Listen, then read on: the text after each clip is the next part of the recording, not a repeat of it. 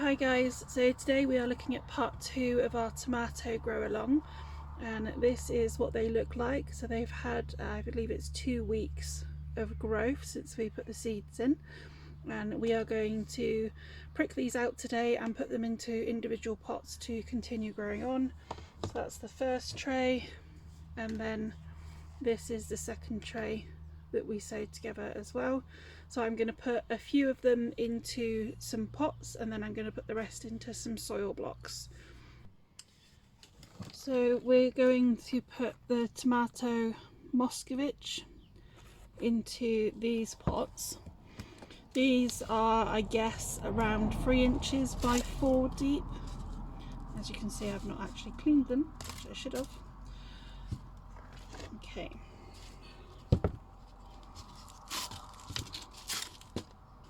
We are using multi-purpose compost and a non-sieved variety again this time.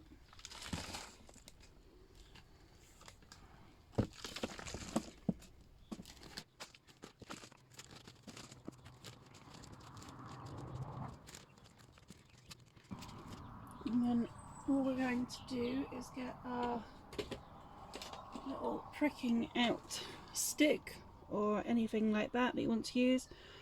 I'm going to gently poke under the compost and just lift them up, holding them by the leaves. And then the next step is to poke a hole in your pot. On the stem of a tomato we have lots of little hairs which will in time grow into little roots. So we're going to pop him nice and deep, and then that will help it become really stocky and healthy.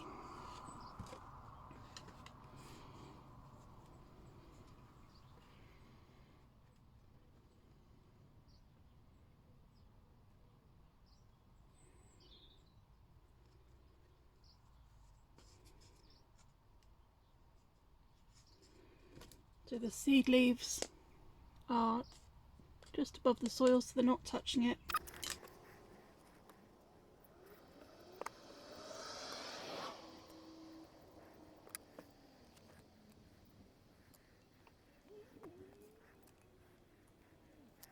And then we need to remember to label each of them.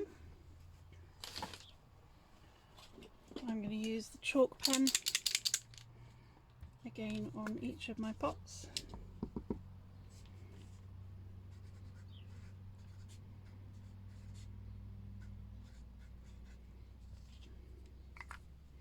And then I'm going to water them from the bottom.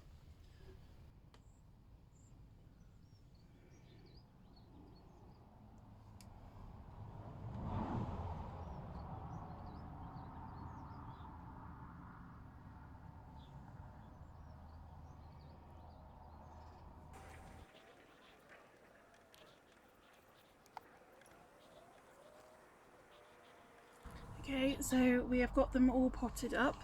These are our Moscovich in the pots. So in these pots they should be okay for a good few weeks, and what we'll be looking for is roots coming out the bottom and them starting to get much bigger before we're looking at potting them on.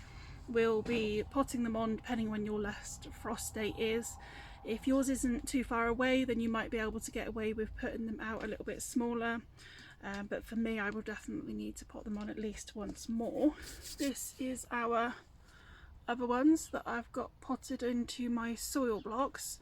So one of the things that we do want to avoid in both pots and the soil blocks as they get bigger is the canopy of leaves actually touching each other, because what can happen from my experience is they start to support each other's weight, and rather than putting on a really good stem that's really strong, they'll end up starting to fall over and getting a little bit weaker.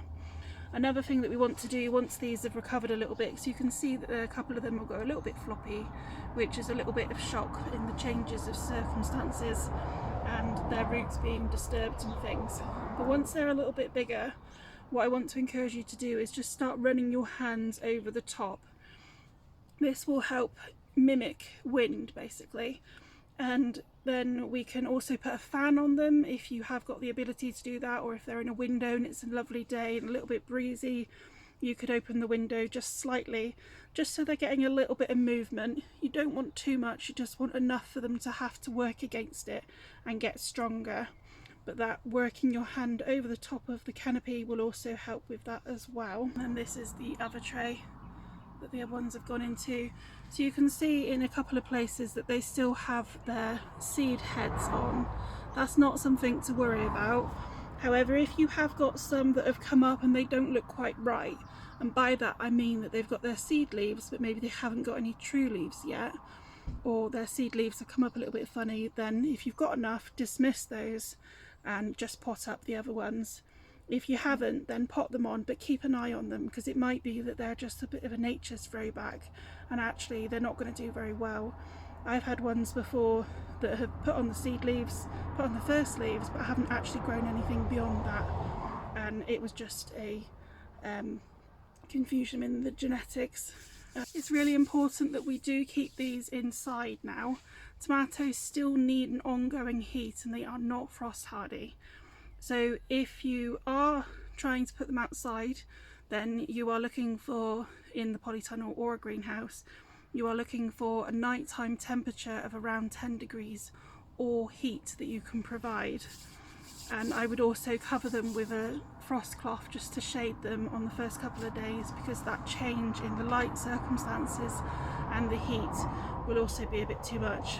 For the majority of us, however, they will need to stay in the house, and they'll need to do so for the next few weeks.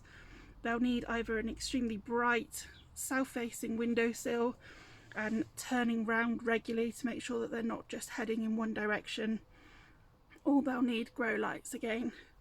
So keep an eye on them. Once again, we're going to keep an eye on the weight of the pot as well and water them when that weight has gone. The other thing you can do is poke your finger into the pot, and if there's still moisture an inch down, then it's probably not time. If you can't feel any moisture at that point, then it would be time to give them a little bit of water.